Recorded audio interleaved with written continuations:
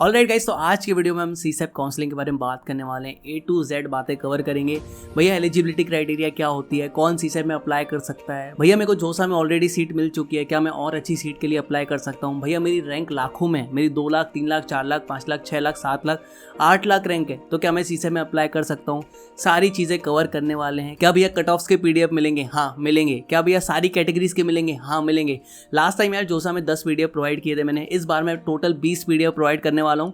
तो एक ही यार रिक्वेस्ट है, वीडियो को पूरी देखना, स्किप मत करना, क्योंकि बहुत सारी चीज़ें मैं बताने वाला हूँ। अगर आप कोई भी पार्ट स्किप कर देते हो ना यार, तो फिर आपको कमेंट में लिखना पड़ेगा कि भैया वो क्या होता है, इसको कैसे फिल करें, बहुत सारी चीज़ें। तो प्लीज़ स्किप मत करना। इसी के साथ यार स्टार्ट करते हैं। सबसे पहले यार सीसेप के बारे में थोड़ा सा जान लेते हैं। जो बच्चे नए हैं, जिनको सीसेप के बारे में नहीं पता है, थोड़ा सा मैं आइडिया दे देता हूँ। सीसेप का पहले तो फुल फॉर्म होता है सेंट्रल सीट एलोकेशन बोर्ड, ठीक है। फुल फॉर्म से कोई लेना देना नहीं है। पार्टिसिपेटिंग इंस्टीट्यूट्स की बात करते हैं कि भैया हमें सीसेप काउंसलिंग के थ्रू कौन से इंस्टीट्यूट्स मिलते हैं। सबसे पहले यार आपको NITs मिल जाते हैं, आपको IIITs मिल जाते हैं, आपको GFTIs मिल जाते हैं।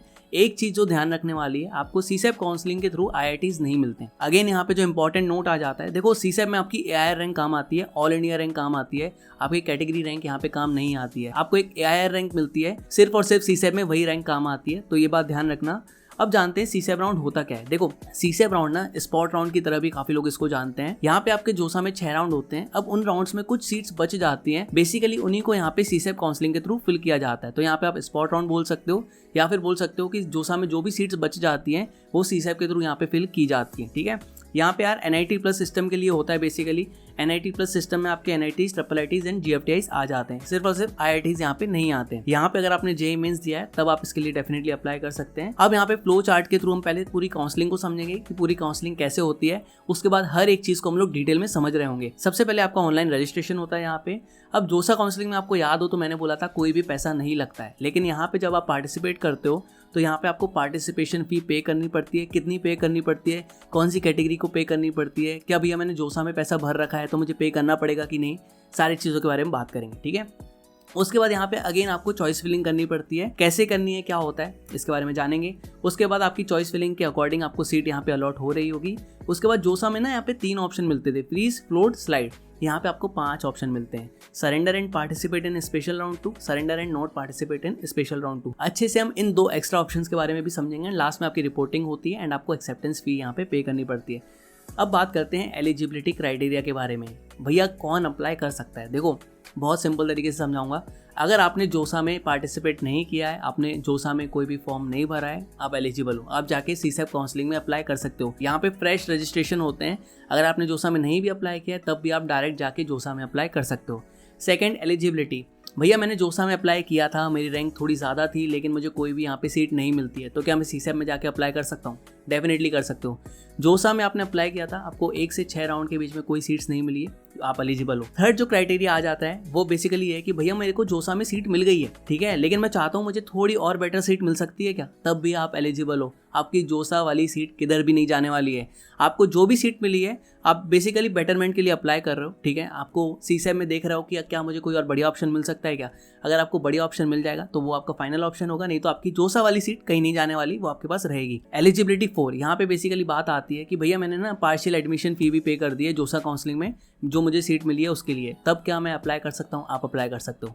मैं बोल रहा हूँ ना, आपको सीट मिल चुकी है, आपने पैसा भी भर दिया है, स्टिल आप सीसेप काउंसलिंग के लिए अप्लाई कर सकते हो। यहाँ पे csep.nic.in पे जाके आप रजिस्टर कर सकते हो। बेसिकली अभी जिस टाइम मैं वीडियो बना रहा हूँ मेरे ख्याल से 25 डेट आ चुकी है और हम लोग इसको कंफर्म कर लेंगे। बेसिकली आपको उनकी वेबसाइट पे जाना है, रोल नंबर डालना है अपना, बेसिकली रजिस्टर करना है। कुछ डॉक्यूमेंट्स यहाँ पे आपसे मांगे जाएंगे, वो आपको यहाँ पे देना है। उसके बाद आपको पार्टिसिपेशन फी पे करनी पड़ेगी रजिस्ट्रेशन के लिए, ठीक है। डॉक्यूमेंट्स की बात करें तो यहाँ पे आप देख सकते हो यार बढ़िया तरीके से ये डॉक्यूमेंट्स आपको लग रहे होंगे। सबसे इंपॉर्टेंट बात करते हैं पार्टिसिपेशन फी की। देखो ध्यान से समझना, जोसा में यार हमने चॉइस फिलिंग के टाइम पे कोई भी पैसा नहीं भरा था, लेकिन यहाँ पे सीसेप क्या करता है, यहाँ पे बोलता है कि यार पार्टिसिपेशन फी पे करोगे तभी मैं यहाँ पे आपको बैठने दूंगा। सीसेप भी मानता है कि यार मुझे सीरियस बच्चे चाहिए, तो तुम पैसा दोगे तो मैं समझूंगा कि तुम सीरियस हो, ठीक है। अब यहाँ पे बात करते हैं पैसा किसको भरना है, ठीक है। ये बढ़िया सा स्क्रीनशॉट मैंने लगा रखा है। अगर इन 5 पॉइंट्स को एक लाइन में समझाऊं, ठीक है, जोसा में पैसा भरा है तो 2000 रुपये लगेंगे। अगर जोसा में एक भी पैसा नहीं भरा है तो यहाँ पे 37,000 या फिर 17,000 आपके लगेंगे कैटेगरी के हिसाब से, ठीक है। अब एक एक करके इसको अच्छे से समझते हैं, ठीक है। भैया मैंने ना जोसा में रजिस्टर भी नहीं किया, ठीक है ना, मैंने चॉइस फिलिंग करी, मैंने कुछ नहीं किया, लेकिन मैं सीसेप में पार्टिसिपेट करना चाहता हूँ, ठीक है। बेसिकली आप फ्रेश कैंडिडेट हो, तो यहाँ पे 37,000 आपको पे करने पड़ेंगे अगर आप जनरल EWS OBC से हो तो। अगर आप ST SC PWD से हो तो यहाँ पे 17,000 आपको पे करने पड़ेंगे, ठीक है। सेकंड, वो स्टूडेंट्स आते हैं जिनको ऑलरेडी IIT मिल चुकी है, उनसे भी यहाँ पे 37,000 रुपीज़ लिए जाते हैं, ठीक है। तो एक चीज़ ध्यान रखना, अगर आपको IIT मिल गई है तब भी आप CSAT राउंड में बैठ रहे हो तो 37,000 लगेंगे। अगर आप एकदम नए कैंडिडेट हो जिसने जोसा में अप्लाई भी नहीं किया, रजिस्टर भी नहीं किया, तब भी जाके आपके 37,000 लगेंगे। अब 2-2 हज़ार किसके लगेंगे उनके बारे में बात करते हैं। भैया मैंने ना जोसा में अप्लाई किया था, मुझे सीट मिल गई थी, मुझे सीट एक्सेप्टेंस फ़ी मैंने पे कर दी है वहाँ पे, मतलब कुल मिला के मैंने जोसा में कुछ ना कुछ पैसा भरा है, तो यहाँ पे आपके 2,000 लगेंगे, ठीक है। आप जनरल हो, ST SC OBC PWD जो भी आपकी कैटेगरी है, सबके 2,000 रुपये यहाँ पे लगते हैं, ठीक है। तो बेसिकली अगर आपने जोसा में कुछ भी पैसा भरा है तो 2,000 रुपये लगेंगे। अगर आपने जोसा में पैसा नहीं भरा है तो 37,000 या फिर 17,000 लगेंगे कैटेगरी के हिसाब से, ठीक है। समझ में आ गई बात। अब बात करते हैं CSAT चॉइस फिलिंग के बारे में। एक बार देख लो ये रिकॉर्डिंग हो रही है कि नहीं यार हो रही है बॉस, हो रही है। अब यहाँ पे बात करते हैं चॉइस फिलिंग के बारे में। तो सबसे पहले यार यहाँ पे आपको NIT IIT GFTI मिलते हैं, IITs यहाँ पे आपको नहीं मिलते हैं, ठीक है। ये आपका जोसा 6th राउंड के बाद कंडक्ट कराया जाता है CSAT राउंड। अब यहाँ पे ना आपको फ्रेश चॉइस फिलिंग करनी पड़ती है। काफ़ी बच्चे मेरे पास पिछली बार आए थे मैसेज कि भैया मेरी चॉइस फिलिंग गड़बड़ हो गई है, ठीक है। मैंने PDF प्रोवाइड किए थे, शायद आपने डाउनलोड नहीं किए होंगे, तो काफ़ी बच्चों के मैसेज आए थे कि भैया मेरी चॉइस फिलिंग उस टाइम पे गड़बड़ हो गई है। तो एक चीज़ ध्यान रखना, यहाँ पे आपको फ्रेश चॉइस फिलिंग करनी पड़ेगी। एंड एक और यहाँ पे नोट करके भी आपको दिख रहा होगा PDF में, choice filling should be very accurate, ठीक है, बहुत एक्यूरेट होनी चाहिए। क्योंकि CSAT काउंसलिंग के थ्रू अगर आपको कोई भी सीट मिल जाती है वही आपकी फाइनल सीट होगी। आप वापस जोसा वाली सीट नहीं ले सकते हो, उसको फिर भूल जाना, ठीक है। तो आप जब चॉइस फिलिंग करोगे तो कोशिश करना अच्छे ऑप्शन ही भरो, ठीक है, बेकार ऑप्शंस मत भरना, नहीं तो अगर आपको उनमें से कोई कॉलेज मिल जाता है वही आपका फाइनल कॉलेज होगा, आपकी जोसा वाली सीट चली जाएगी, ठीक है।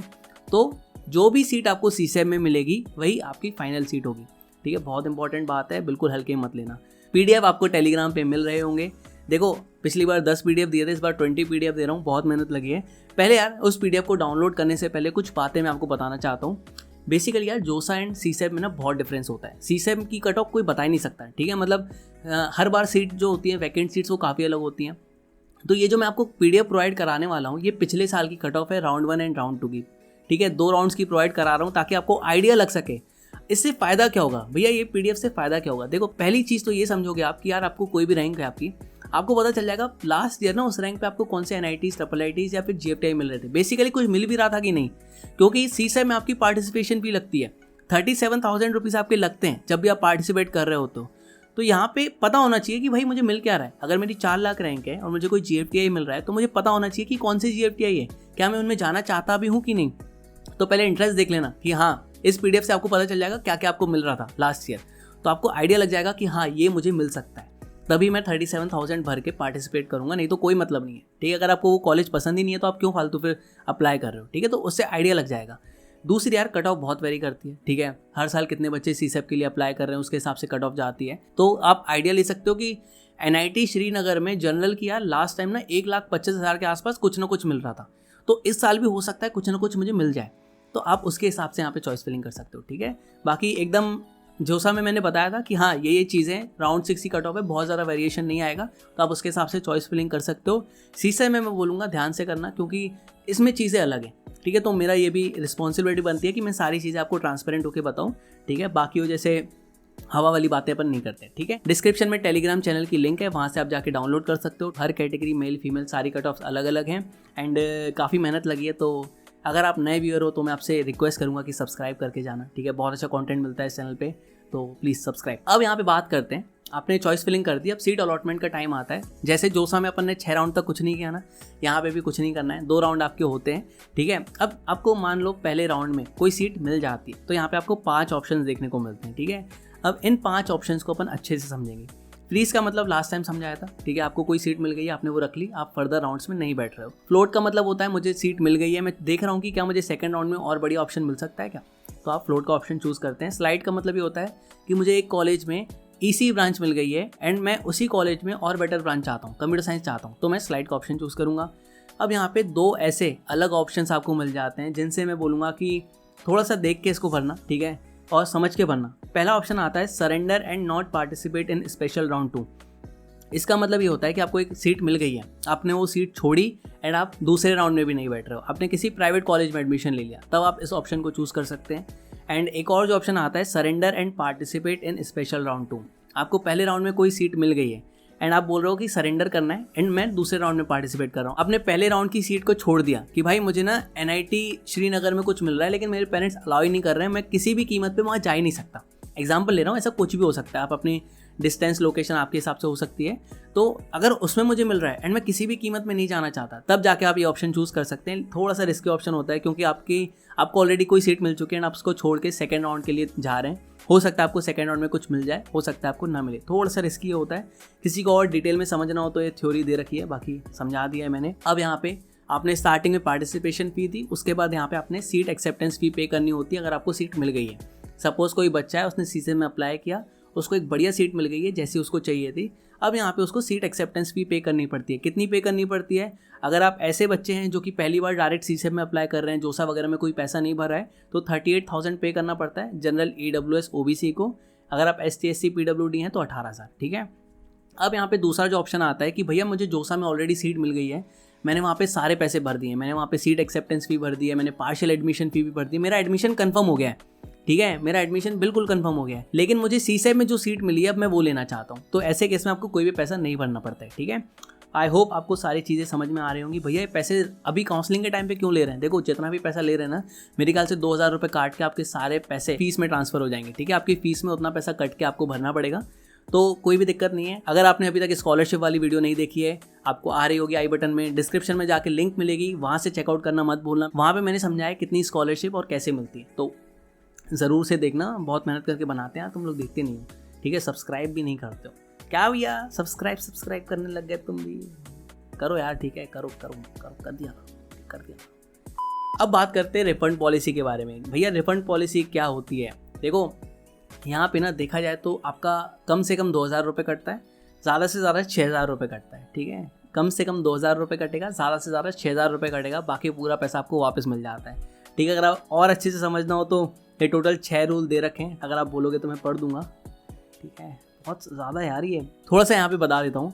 अगर आपने सीसेप में अप्लाई किया एंड आपको कोई भी सीट नहीं मिलती है, तो आपने जो स्टार्टिंग में 37,000 के आसपास पे किए थे, उसमें से 2,000 रुपये कटेंगे, 35,000 आपको मिल जाएंगे वापस, ठीक है। अगर आपको पहले राउंड में कोई भी सीट नहीं मिली है एंड आप दूसरे राउंड से विड्रॉ कर लेते हैं, तब भी आपके सिर्फ 2,000 रुपये कटेंगे।